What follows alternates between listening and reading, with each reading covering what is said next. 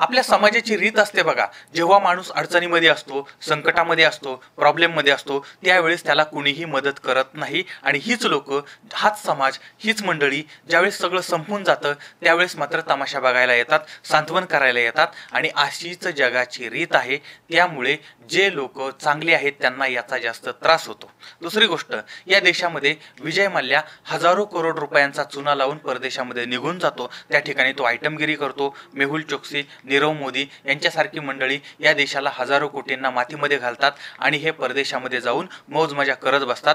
यांचं कुणी काहीही वाकडं करत नाही. या देशावरती कर्जाचा प्रचंड बोजा वाढतो आहे. सध्या भारतावरती स्वातंत्र्यानंतरचं सगळ्यात जास्त कर्ज आहे. मोठमोठे उद्योगपती बँकांना आणि कशाला लुबाडत आहेत, पण त्यांना सबसिडी मिळते आहे. पण जो माणूस सामान्य घरातून पुढे आला, शून्यातून त्यानं स्वतःचं साम्राज्य निर्माण केलं आणि स्वतःच्या जीवावरती हजारो लोकांना काम दिलं, हा माणूस आर्थिक अडचणीमध्ये सापडला, आर्थिक संकटामध्ये सापडला. त्याच्यावरती 200 ते 250 कोटींचं कर्ज झालं आणि या कर्जामुळे त्या माणसानं स्वतःचं आयुष्य संपून टाकलेलं होतं. ही अत्यंत दुर्दैवी घटना आपल्या महाराष्ट्रामध्ये घडलेली आहे. कोणी स्वप्नातही विचार केला नसेल की नितीन चंद्रकांत देसाई हे अशा पद्धतीने स्वतःला संपून टाकतील, पण हे सगळं घडलेलं आहे.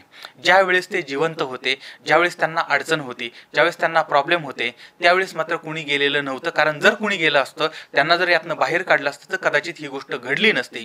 पण आता मात्र अनेकांना त्या गोष्टी, म्हणजे अनेक लोक पुढे येतील, त्यानंतर मग ते म्हणतील की नितीनजींनी समाजासाठी एवढं मोठं कार्य केलेलं आहे आणि त्यामुळे मग तो स्टुडिओ वाचला पाहिजे आणि त्यासाठी मग सगळे प्रयत्न करतील आणि तो स्टुडिओ वाचवला जाईल आणि बाकीच्या बऱ्याच गोष्टी होतील. पण हीच गोष्ट जर अगोदर झाली असती तर आज नितीन चंद्रकांत देसाई हे जिवंत असते आणि ते आपल्यामध्ये वावरले असते. पण दुर्दैव बघा की आपल्या माणसाची किंमत आपल्याला जिवंतपणी कळलेली नाही. नितीनजींच्या जीवनाबद्दल थोडंसं जाणून घेऊया. कोकणामधलं रत्नागिरी या ठिकाणचं दापोली या ठिकाणचं पाचवली नावाचं गाव आहे. या गावामधला देसाई परिवार आहे. कामानिमित्त हा परिवार मुंबईला गेला आणि या परिवारामध्ये चंद्रकांत देसाई हे बँकेमध्ये कर्मचारी म्हणून काम करत होते. त्यांच्याबरोबर ते त्यांच्या पत्नी मीना देसाई आणि यांना ऑगस्ट 1965 रोजी मुलगा झाला. नाव ठेवलं नितीन. आता नितीन जे आहेत त्यांना लहानपणापासून चित्रकलेची आवड होती आणि रहेजा कॉलेजमध्ये फोटोग्राफीचं त्यांनी शिक्षण घेतलं होतं. त्यानंतर जे स्कूल ऑफ आर्टमध्ये त्यांनी कमर्शियल आर्टची डिग्री घेतलेली होती. नितीनजी यांचं शिक्षण पूर्ण झालं आणि त्यानंतर त्यांनी नोकरी करण्यापेक्षा स्वतःच्या पायावरती उभं राहावं असं वडिलांना किंवा घरच्यांना वाटत होतं आणि त्यासाठी मग त्यांना लॅब उभारायची होती. लाखो रुपयाची गरज होती आणि यावेळेस वडील त्यांच्या पाठीशी उभे राहिले आणि 2.5 लाख रुपयांचं कर्ज घेतलं आणि मुलाला उभं केलं आणि अशा पद्धतीनं नितीन सरांची लॅब सुरू झालेली होती. लक्षात घ्या, 2.5 लाख रुपयांचं कर्ज घेऊन उभे राहिलेले नितीन चंद्रकांत देसाई. त्यानंतर म्हणजे वडील त्यांच्या पाठीशी होते आणि तिथून त्यांच्या यशाला सुरुवात झाली होती. पण शेवट 250 कोटींमध्ये झालेला होता. पण यावेळेस मात्र त्यांना पाठीशी कोणी नव्हतं आणि त्यामुळे हे सगळं झालेलं होतं. तर नितीन यांनी कामाला सुरुवात केली होती. आता सुरुवातीला त्यांचा काळ जो होता त्या काळामध्ये तमस ही जी मालिका आहे त्या मालिकेमध्ये नितीन यांनी काम केलं किंवा त्याच्यासाठी कला दिग्दर्शन करायला सुरुवात केली होती. त्यानंतर कबीर ही जी मालिका आहे त्यासाठी 5.5 वर्ष यांनी कला दिग्दर्शक म्हणून काम केलं. नंतर चाणक्य या मालिकेचे 25 भाग यांनी सहदिग्दर्शक म्हणून काम केलं आणि नंतर स्वतंत्र दिग्दर्शक म्हणून त्यांनी कामाला, म्हणजे कला दिग्दर्शक म्हणून कामाला सुरुवात केली होती. त्याचबरोबर भारत एक खोज या मालिकेचे सगळे सेट जे आहेत ते नितीन सरांनी उभारलेले होते. 1993ला आलेला भूकंप या चित्रपटामध्ये त्यांचं नाव पहिल्यांदा पडद्यावरती आलेलं होतं, नितीन देसाई, म्हणजे कला दिग्दर्शक नितीन देसाई. त्यानंतर मग 1942 लव्ह स्टोरी, स्लमडॉग मिलेनियर, त्याचबरोबर ती मग हम दिल दे चुके सनम, लगान, देवदास, लगे रहो मुन्ना भाई, म्हणजे हे महत्त्वाचे तुम्हाला मी सांगितले असे असंख्य चित्रपट त्यांनी केले आणि त्या ठिकाणचे भव्य दिव्य सेट जे आहेत ते त्यांनी उभारलेले होते. त्याचबरोबर ती एक अत्यंत महत्त्वाची गोष्ट ती म्हणजे राजा शिवछत्रपती ही मालिका. आता त्या मालिकेवरती म्हणजे त्या राजा शिवछत्रपती मालिका आणि नितीन सर या हा एक स्वतंत्र विषय, त्यामुळे त्यावरती आपण नंतर बोलूया. तर नितीनजींनी ही मालिका बनवली होती कारण ते त्यांचं स्वप्न होतं आणि प्रत्येक मराठी मनापर्यंत आणि प्रत्येक मराठी काळजापर्यंत नितीनजी त्या ठिकाणी पोहोचलेले होते. त्याचबरोबर ती चित्तोडकी राणी, पद्मिनी का जोहर, मराठी पाऊल पडते पुढे, बालगंधर्व अशा पद्धतीचे म्हणजे ट्रकभर स्वप्न वगैरे हे जे चित्रपट आहेत त्याच्यामध्ये त्यांनी निर्मिती केली होती. कलाकार म्हणून हम सब एक है किंवा हॅलो जय हिंद, बालगंधर्व या सिनेमामधून सुद्धा त्यांनी अभिनय करून स्वतःला सिद्ध केलेलं होतं. आता नितीनजींना राष्ट्रीय पुरस्कार, फिल्मफेअर पुरस्कार वगैरे मिळालेले होते. अशा पद्धतीने असंख्य पुरस्कार त्यांना मिळाले. सगळ्यात दिग्गज दिग्दर्शक जे आहेत त्यांच्याबरोबर त्यांनी तिथं काम केलेलं होतं. आता नितीनजी आहेत ते यशाच्या शिखरावरती चढत होते आणि त्याच काळामध्ये त्यांचं लग्न पण झालेलं होतं नैना यांच्याबरोबर. त्यांना एक मुलगा आणि 2 मुली अशा पद्धतीनं यांचा संसार सुरू झालेला होता. आणि पत्नी नैना ज्या आहेत त्या पुढे चित्रपट निर्मात्या बनलेल्या होत्या आणि त्यांची मुलगी मानसी याही सिनेमा क्षेत्रामध्ये आलेल्या होत्या. आणि दुसरी मुलगी कन्या ज्या आहेत त्या परदेशामध्ये आहेत आणि मुलं जी आहेत ते स्वतःच्या पायावरती उभी राहिली होती. अशा पद्धतीनं यांचा हा संसार, यांचं हे जीवन सुरू होतं. आता नितीनजींच्या जीवनामध्ये आई वडिलांचं स्थानसुद्धा अत्यंत महत्त्वाचं होतं, कारण वडिलांनी कर्ज काढून आपल्याला उभं केलेलं आहे याची जाणीव यांना कायम होती. आणि त्यामुळे आई वडिलांचं स्मारक जे आहे ते त्यांनी अनेक ठिकाणी उभं केलेलं होतं आणि त्यासाठी तनानं मनानं धनानं तिथं सहकार्य केलेलं होतं. आणि आपल्या आईवडिलांच्या डोळ्यामध्ये कायम आनंदाश्रू असले पाहिजेत हे तत्त्व यांनी कायम पाळलेलं होतं. आईवडील यांचे दैवत होते. एक सुखी संसार होता, सुखी घर होतं, चांगली माणसं सगळी होती आणि कामामध्ये पण यांना यश मिळत होतं. आणि याच काळामध्ये ऑलिव्हर स्टोन यांना अलेक्झांडर द ग्रेट हा सिनेमा बनवायचा होता आणि लोकेशन पाहण्यासाठी ते भारतात आले, पण त्यांना हवं तसं लोकेशन मिळालं नाही. आणि नितीनजींनी त्यांना लोकेशन दाखवले, पण त्यांना ते लोकेशन योग्य नाही वाटले. आणि ही गोष्ट नितीनजींना म्हणजे वाईट वाटलं की अरे एवढा मोठा दिग्दर्शक आपल्या भारतामध्ये येतो आणि आपल्या इथं त्यांना अपेक्षित आहे तसं सेट त्यांना मिळत नाही. त्यानंतर मग यांनी नितीनजींनी ठरवलं की अशा पद्धतीचा एक भव्य दिव्य स्टुडिओ आपण उभा करायचा आणि तो उभा करण्याची शपथ त्यांनी घेतली होती. आणि शोध घेत असताना कर्जतचे 52 एकर जागा त्यांना कर्जतच्या जवळ मिळाली आणि त्या ठिकाणी त्यांनी भव्य स्टुडिओ उभारण्याचं स्वप्न त्यांचं येते साकार व्हायला लागलेलं होतं. यासाठी प्रचंड परिश्रम घेतले आणि 2005 साली ND स्टुडिओची उभारणी त्यांनी केली होती. आणि मग आमिर खानचा मंगल पांडे याच्यामध्ये पहिल्यांदा इथं शूटिंग झालं होतं.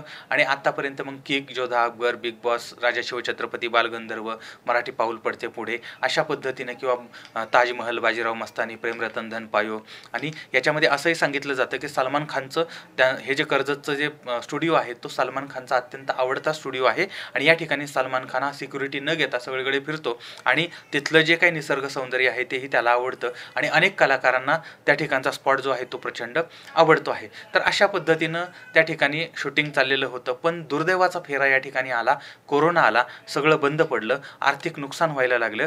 पण याच्यामधून कोरोनाच्या काळामध्ये सुद्धा नितीनजी यातनं बाहेर पडले होते आणि पूर्वीप्रमाणे हे स्टुडिओ जो आहे तो चालू झालेला होता. पण त्यानंतर या स्टुडिओला आग लागली, काही भाग जो आहे तो जळून गेला होता. आणि या आगीतून सुद्धा नितीनजी पुन्हा फिनिक्स पक्षाप्रमाणे त्यांनी उभारी घेतली, पुन्हा ते पुढं आलेले होते. आणि आपलं साकार म्हणजे हे स्वप्न त्यांचं जे होतं की बाबा आपल्याला एक मोठा स्टुडिओ चांगला सुरू करायचा आहे, याच्यासाठी त्यांनी एका कंपनीकडून, वित्तीय संस्था जी आहे त्यांच्याकडून जवळजवळ 180 कोटीच्या आसपासचं कर्ज घेतलेलं होतं. आणि 2016 आणि 2018 या वेगवेगळ्या वर्षामध्ये त्यांनी ह्या कर्जाचा करारनामा वगैरे केला होता आणि त्यांनी आपली मालमत्ता जी आहे तिथं तारण ठेवलेली होती. आणि आता या कंपनीनं म्हणजे ही जी वित्तीय कंपनी होती CFM, या वित्तीय कंपनीनं त्यांच्याकडचं सगळं कर्ज जे आहे ते एडलवाईस ॲसेट रिकन्स्ट्रक्शन कंपनी जी आहे त्यांच्याकडे सोपवलेलं होतं. आता ही कर्जाची वसुली ती कंपनी करत होती आणि हे कर्ज जवळजवळ आता 250 कोटीच्या आसपास आलं होतं. आता एका बाजूला लॉकडाऊन, दुसऱ्या बाजूला आग लागलेली होती आणि तिसऱ्या बाजूला कर्जाचा डोंगर होता. यामुळे नितीनजी त्याच्यामध्ये अडकत चाललेले होते. कर्जाचा डोंगर वाढत चाललेला होता. बाहेर पडण्याचा प्रयत्न केला, मित्रांना सांगितलं, नातेवाईकांना सांगितलं, सहकाऱ्यांना सांगितलं, अडचणी सांगितल्या, आपलं दुःख सांगितलं.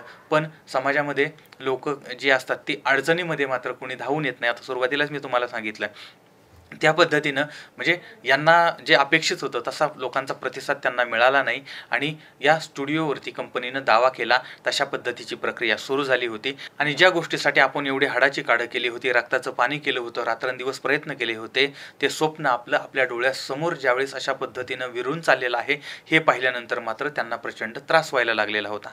आणि तारीख आहे 1 ऑगस्ट. तर या 1 ऑगस्ट या दिवशी नितीन जे आहे ते दिल्लीवरून विमानानं परत आले होते आणि रात्री स्टुडिओमध्ये आल्यानंतर मॅनेजरला त्यांनी सूचना केली होती की त्यांनी काहीतरी रेकॉर्ड करून ठेवलेलं आहे, ते रेकॉर्ड तू घे आणि ते योग्य माणसापर्यंत पोहोचव.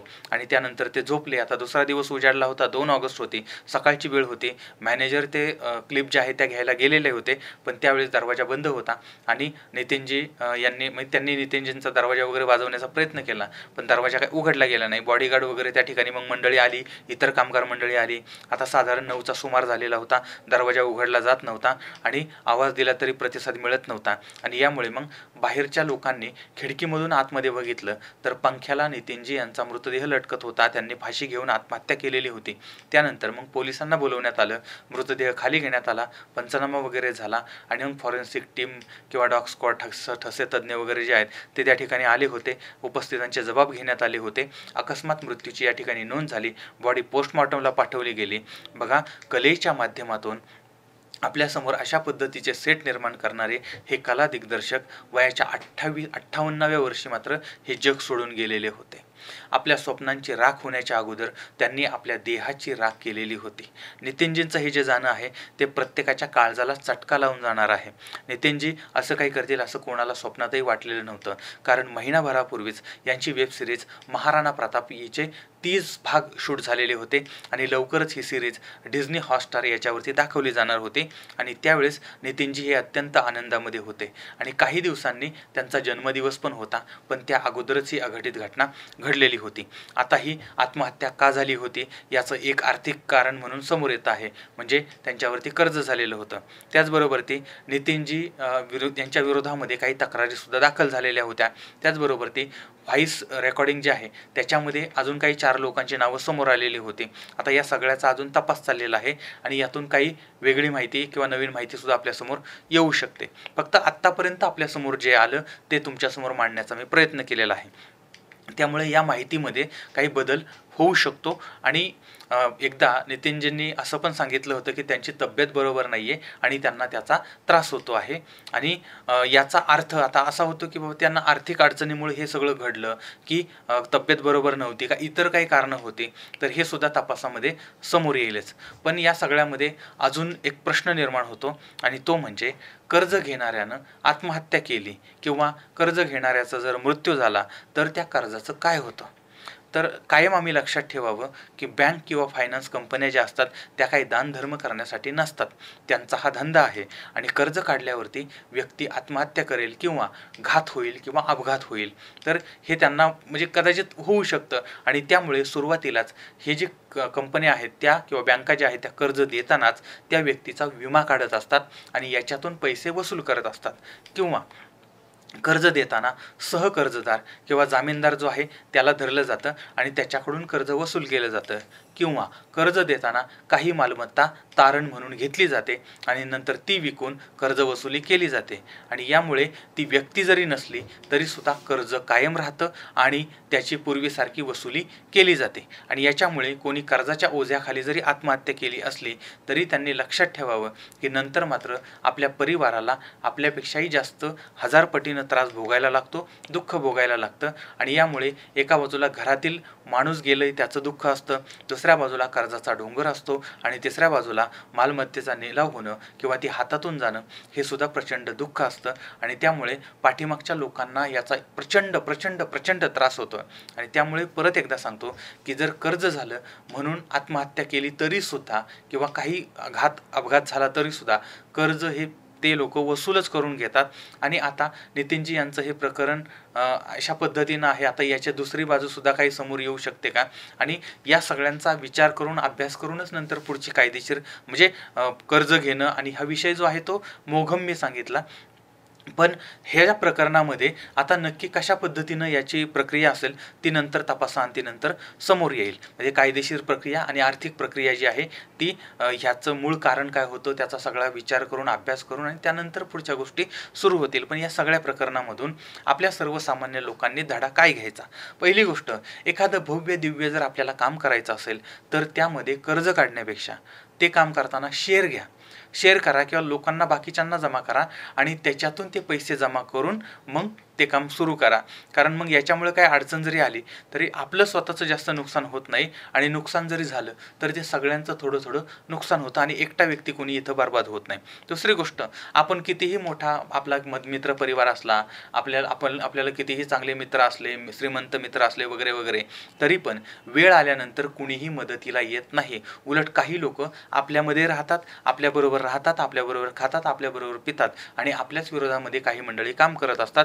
त्यामुळे अशा पद्धतीचा अनुभव जरी आपल्याला आला किंवा काही लोकांनी आपल्याला अनपेक्षित अशा पद्धतीने आपल्याशी वागले तरी सुद्धा आपण स्वतःला स्टेबल ठेवायचं असतं, आपला आत्मविश्वास कायम ठेवायचा असतो.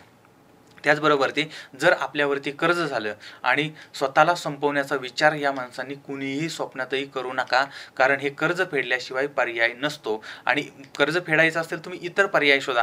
आत्महत्या करण्यापेक्षा, स्वतःला संपवण्यापेक्षा एक वेगळा पर्याय त्याच्यामध्ये शोधा, आपल्या कामाच्या पद्धतीनं शोधा. आता याच्यामध्ये बघा की विजय मल्ल्या किंवा मेहुल चोक्सी या मंडळींचा सुद्धा आदर्श आपल्यासमोर आहे. जर समजा असंच काय वाटलं तर आत्महत्या करण्यापेक्षा अशा लोकांचाही आदर्श घेतला तरीही होऊ शकतं. पण मी हा आदर्श घ्यावा असं मी म्हणत नाही, पण कर्ज घेतानाच आपण सुरुवातीलाच विचार करायचा. आणि परत सांगतो, काहीही अडचण आली, काही प्रॉब्लेम आला, काहीही झालं तरीही आत्महत्या करू नका. आणि आत्महत्या, तुकाराम महाराजांनी सांगून ठेवलंय की तुका म्हणे आत्महत्या रे घातकी, थोर होय चुकी नारायणी. तर आता याबद्दलचं तुमचं मत काय आहे ते सुद्धा मला जरूर कळवा. पुन्हा भेटूया पुढच्या भागामध्ये एका नवीन क्राईम स्टोरीसह. तोपर्यंत धन्यवाद.